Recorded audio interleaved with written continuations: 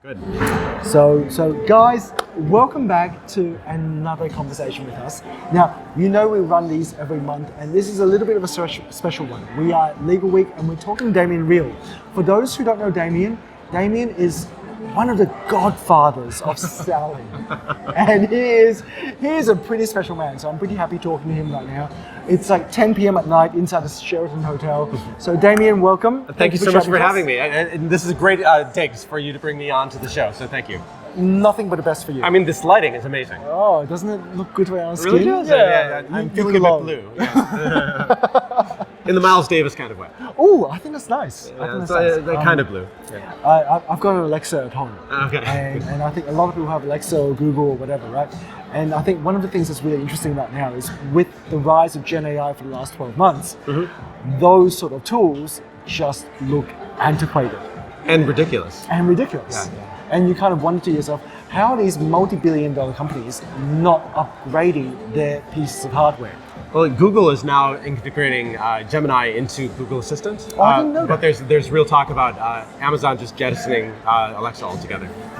And that makes sense, right? Like who has Alexa got as their kind of brain? That's right. And if they don't have one, then they have to let it go because they're going to lose. That's right. And there's so much been invested. My wife and I, we had an Alexa for a while. Today we have a Google. But while we had the Alexa, you could do an audit trail of what was asked of Alexa. And so I went through the audit trail, and my wife would frequently say, "Alexa, why are you so goddamn stupid?"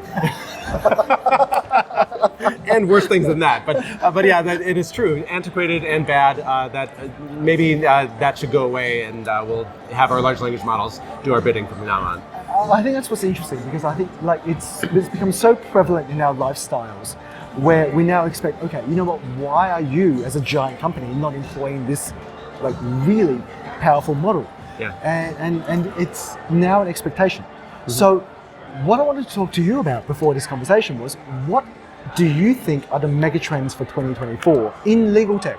Yes. Because the broader world is way too big. Yeah. So talk to us. What do you think are the mega trends? So I think that I've been thinking about this slide that I'm about to show you in a moment. Please. And I've been thinking about this maybe for about 5 years or so. And it's really come to the fore with large language models and the trends that we've seen with a particular company whose name I'm not going to say that all of us know. And as we think about what really is the value being provided by each of these companies. And so when we think about, as I start sharing my screen recording, here we go.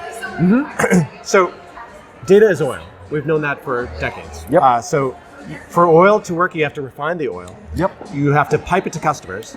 If it's plastic, is it a water bottle, or is it a bassinet, or is it a toy? And then you get it to market. Yep. Legal data is regulatory data, statutory data, briefs, pleadings, motions. These are all public data. But then you also have private data that is within the firm. What are the contracts? Yep. What are the deals? What are the litigation settlements that are not public? Yep. So then you take that data, and for decades, large Thomson Reuters and Lexis needed thousands of people to refine that oil. Turns out you don't need thousands of people to tag up and to summarize these things, especially with Sally. Yes. That now is next to zero. Now take that well-tagged data, do I make it into a website? Or do I give it as raw data? These are two questions that now to code up a website or to create API feeds is next to $0, Yes, right? Exactly. You have product. What do I build? For that, you need smart lawyers like Horace Wu and Damien Riehl. You need good product people to say, what are the problems we're solving that people will actually pay for, that have value in this market? And you need good UX people. Yes. To be able to, because lawyers don't have patience to deal with bad UX. Yep. Then you just have sales, reputation, relationships. So when we think about megatrends, what is the moat for any one of these things? Okay. Yep. Right now, there's a huge moat for extracting court data. It would cost about $2 billion with a B to download PACER data. $2 billion. Wow. And nobody's going to do that. There's a moat there. Okay. So if Harvey wanted to get PACER data, they couldn't spend $2 billion because nobody will spend that $2 billion. If Harvey wants to have law from the United Kingdom, it takes 35 years to be able to do that. Yep. So there's a moat in the oil. There's no moat in refining the oil. No. Right. There's no moat in piping the oil. Right. There's kind of a moat in product. Because there are only a few of you and a few of me that can translate the pain points that we felt as lawyers into actual value, products. Yep. actual products that people will pay money for. Yep. And to be able to, you and me, to be able to convince people with money or build a startup like you have to say, this is actually worth making because lawyers will pay us money to do this thing. Yep. Before I became a legal tech person, as a lawyer, I would say, wouldn't it be great if X? And inevitably, the thing that was X would not make any money, but it would just make my life a bit easier. Yes. But I'm not going to pay money for that. Right. For that particular X. So the thing is that you and I are looking for Y. The thing that, the letter Y, that is going to be something that is valuable to lawyers and they will pay money for it. So anyway, that's what the product moat is. The people that can think of that. So I know you're going to finish our slide in a second. So when you finish, the question I'm going to ask you is, how do you discover what that product is? That's the right question to ask, and I think that it's largely customer research, right? If you say it to this person and their eyes go really wide, that's an indication, a signal, if you will, that there's maybe money there. Yeah. What the amount of money is, we can negotiate. But the eyes getting wide, that is it's not a, what do they call something that is, if I blink, that is not a conscious, that is a subconscious or a anti-conscious thought, right? So the idea is that those eyes getting wide are, I will pay you money for that because it's got some value. And you know, you're in the transactional space, I'm in the litigation space. Yep. I can say with certainty that I have no idea what the letter Y is in the transactional space. And vice versa. And vice versa. There's a saying in being an author that write what you know. I know litigation, so I write litigation. You know transactional work. You do transactional work. So that's you and I are good product people in our respective fields. Yep. And I would say that people that try to stay outside their lane fail at figuring out what the right product are. So talk to me about the market, because that's the last vertical that you've got in that chart. I would say that as we move into our large language model future, and as we realize that there's lots of value in the oil on the left-hand side of the screen, I think that will further embed, if you'll excuse the pun, vendors like you and me in with the clients. And the reason that we'll be embedded is because there will be systems to be able to say, you as Horace know our private oil better than anyone else knows the private oil. Yep. So there's maybe a switching cost between, if I go with someone else, they'll be maybe marginally better, but because you know our oil so well, it's not worth the switching cost. So the sales and relationships we do today in 2024 will hopefully reap dividends in 25, 26, 27. So that's interesting, because that goes to back a lot of what the VCs are doing right now, which is investing and betting on companies, because they're betting that the market share gained by the companies this year and last year are going to hold. They're going to hold for the next decade, 2 decades. Now, myself, I don't necessarily believe that. I believe that the switching cost between product A and product B, provided that they do the same jobs and they can yield a significant enough improvement, is not going to be high enough to prevent a law firm from switching. But you're saying in that chart, and if I'm misinterpreting, let me know now. No, I think you're right, and I'm realizing the folly in my ways, but go ahead. Go. Right, so you're saying in that chart that if you gain your market share now, that people are going to be stuck with you. They're going to want to be stuck with you. So stuck with you is probably the wrong word. I would say that if you have a good reputation, as you do, and I think I do, people will trust you. And that trust will go a long way to 25, 26, 27, etc. Okay. So it's not the oil necessarily, but it's the sales, it's the trust and the relationships. So I think that's interesting, because I've been saying for years to my whole team, legal industry is all about trust, right? Lawyers sell trust. Yes. The reason why clients pay thousands of dollars for an hour of lawyer's time is because they trust that advice. They know it's going to be good. Yes. Now, it's the same thing from my perspective when it comes to the purchase of technology. Yes. You have to trust what you're getting. So a lot of the startups now that are getting out there and who's getting market share by being cheap or by being reputable, well, reputable is not the right word, but by being forceful in their sales. Yes. How do they gain that trust? I think trust is not taken, it's earned. There's as a lawyer, I was told by senior partners that it takes a lifetime to build a reputation and a moment to lose it. Yes. And so I think that as a startups take a lifetime to build it up, I think you're seeing stumbles of the people that are maybe not quite as honest as what they are touting it to be doing to actually what it is doing. Yep. And I think that you lose it in an instant and you don't ever get it back because lawyers have long memories. They do. And you get one bite at the apple, and if you lose that bite, your reputation is gone. Do you think that's different to other industries? Do you think it's a more severe case inside of the legal industry, or do you think it's just, well, the same? That's a right question to ask. I'd say that we as lawyers, any lawyer that one speaks to thinks that lawyer, I think that I'm the smartest person in the room as a lawyer, right? Every Yes. lawyer you speak to thinks that they are the smartest person in the room. So I think that when you break that lawyer that thinks that the lawyer is the smartest person in the room, when you break that trust, you're dead to me. And I think that smartest people in the room is not necessarily prevalent in other industries like it is in lawyerdom. Because we've always been, you and I were the nerds that didn't have friends on a Friday night. And so Bringing back to the earlier conversation. earlier right? conversation today. It's that you and I were studying in the library, and so we've busted our humps for our entire careers, and now we've busted our humps so we could be the smartest person in the room. I would say other businesses. I've worked with many business people that did not bust their humps on a Friday night in the library. But it wasn't important to them. Like being the smartest guy in the room is not important because it's not an intellectual business. That's right. That's right. That's Right, like being a lawyer, being a doctor, being any of these sort of like, or I don't know about intellectual, but like more academic leaning professions. Yeah. People count on you to get things right. Yes. And I think like that's where a lot of the whole trust element comes from for the legal industry, because if you don't get things right, I can't trust you, I'm not going to pay for you, you're worthless to me. Yes. Yes, and by the way, I bill by the hour, and so you're selling an efficiency tool that I'm looking for every excuse that I can to be able to say that your thing sucks, so I can bill by the hour some more. So I would say that compounds the issue. So okay, total segue, it wasn't part of this conversation at all, but hourly billing models.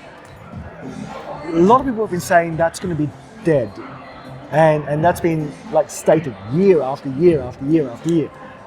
Do you think 2024 is going to start or continue a trend in that direction, or not? Is that one of the mega trends? I think that dead and alive are binary. I think it will be a spectrum. So like today, 10 to 15% of legal fees in some law firms are flat fee. Yep. So it's is flat fee dead or alive? Well, it's 15%, right? Yep. It's not dead or alive. Yep. So will that 15% turn to 20%, turn to 25%, turn to 30%, turn to 50%? I think it's trending that way. Will it ever be 100% flat fee? No way.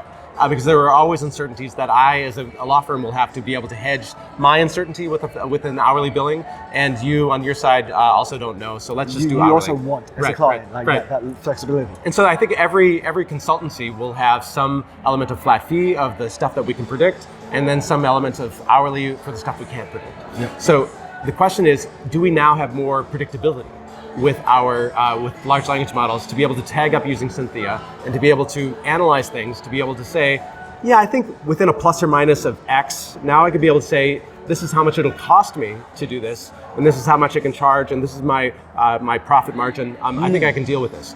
I think that predictability is coming and will increase as we go forward. Therefore, the trend will be toward flat fees, especially as I can now do a 10-hour task in 2 minutes.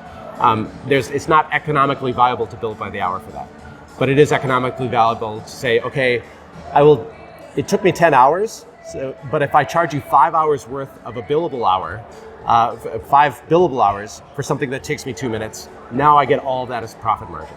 Yep. And so this is actually another slide. another slide. It's almost like I have slides at the You've ready. always prepared for this. It's true. So if we think about here is the hourly, let's go here, slideshow. Hourly business model, we don't often think about cost. No. But there is cost, and these are your margins. Revenue minus cost equals profit. If we move over to the flat fee side, we can press down our cost, and then we could be able to make more money. And so the real question is, now I can shrink my price that I charge my client to say, I'll give you a haircut off of this. Yep. And now I make more money on the flat fee world because I've shrunk this 10-hour task down to 2 minutes. Yep. And now I can make more money this way. So is this going to be 100% of the billings? Hell no. No. But will it increase with large language models where the cost is shrinking and shrinking and shrinking? I think yes. So okay, this is interesting. I'm going to segue to, I know one of your passions is Sally. It is. I do love Sally so much. Don't tell my wife. I won't. This is not going anywhere. All right. So the interaction between Sally and large language models, the interaction between Sally and this really kind of like fluid vector space that we've been working with. Yes. We spoke about this a couple of years ago, and I think both your view and my view have been evolving in the last couple of years. Yes. What is your take on the adoption of Sally and similar taxonomies in 2024? In 2022, that is July of 22, Pablo Redondo and I were on a panel together at ILTACON where he was saying neural nets, Yes. and I was saying no, knowledge graphs like Sally. So I said let's have a celebrity death match. Yes. And in the end, we agreed more than we disagreed, so we couldn't have that celebrity death match.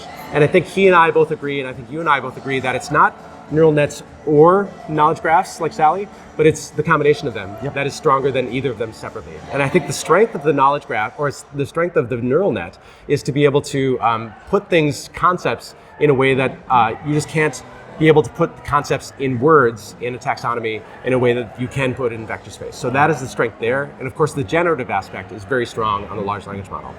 That's the strength of the LLMs and neural nets. The strength of knowledge graphs are to be able to put, number one, analytics on a thing. To be able to say what percentage of our work is X, and what percentage of, what is market on this? 85% of the deals do this way, and 22% of the deals go that way. That kind of percentage, large language models cannot do, because they will hallucinate and they will otherwise make up what those numbers are. So number one, if you want analytics, knowledge graphs and tagging. Yep. Number two, if you want interoperability. That is, if you want data to flow from Cynthia to me at VLEX, to Thomson Reuters, to iManage, to NetDocuments, neural nets are not going to do that, because your embeddings are going to be different than my embeddings, which are going to be different than everyone's embeddings. You need a common ontology, common taxonomy to be able to have interoperability. So two areas that knowledge graphs will be better. One is in analytics, and the second is in interoperability. And then the third is reasoning. That is Google just came out with a new paper saying that they've taught mathematical concepts by the neural net figuring out essentially symbolic AI. That is old-fashioned AI. So Sally is a form of symbolic AI to be able to say associate drafts contract. Contract is negotiated with the opposing counsel, right? So each of these is a graph relationship, and you can imagine the knowledge graph, once it has those relationships, can go way faster now that it has the skeleton of Sally to be able to run with.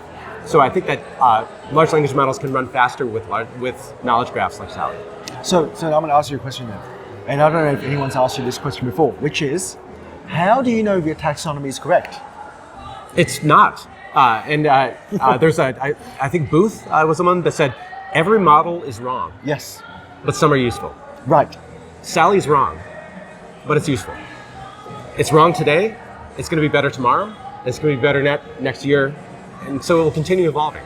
Well, the law continues evolving, so Sally will continue evolving. If we get something wrong today, we'll fix it. Yep. But don't let the perfect be the enemy of the good. I think that's a great way to wrap up this podcast, and I want to thank you for your time. I'm going to ask you one final question, which is, what gets you excited about 2024? I think 23 was essentially giving the theater the possible, and 24 is where we're going to build. Can we swear on this podcast or not? Yeah, you can. We're going to build cool shit this year. I think that there's really now that we know what it's capable of, we now be able to we figured out the metes and bounds of where the technology can go. I think this is the year of building, not just for you and me, but also for law firms and also for in-house corporate counsel. Everyone this year is going to be building, and the wheat and the chaff, I think, are going to fall away. And the people with strong reputations in good tech, you and me, I think we'll survive. So I think it's going to be really interesting. My personal take on this year is going to be about people not just building, but building things that actually get adopted. Yes. And I think 2023 was a lot of just fluff, a lot of froth, a lot of people just wanting to just get things into the hands without knowing if it's going to work or not work. And there's only a certain amount of patience for that. There's only certain budgets for that. Yeah. And I think that's running out. So if the technology is not going to be adopted, it will be dropped. So the question is, how quickly can you find out whether or not a piece of technology is useful, not useful, will be or won't be adopted? And that's what, back to your chart, comes down to how good is your user experience, Yes. who is your domain expert that's actually translating the user needs to the product features. Yes, I agree with you 100%. Yeah, I think that there's a real journey from I don't think it'll work to wow, this is really working. Those two, there's a long distance there, and perhaps in 24 we'll get there. Well, lawyers are skeptical, and that's why the two of us are here, right? We're here to bridge that gap. Indeed, great communicators that we are. Well, with that, I think it's a perfect end to this podcast. Thank you for your time. Thank you so much. It's been such a joy to chat. It's always fun. All the time. I think we should have cameras on us every time we chat.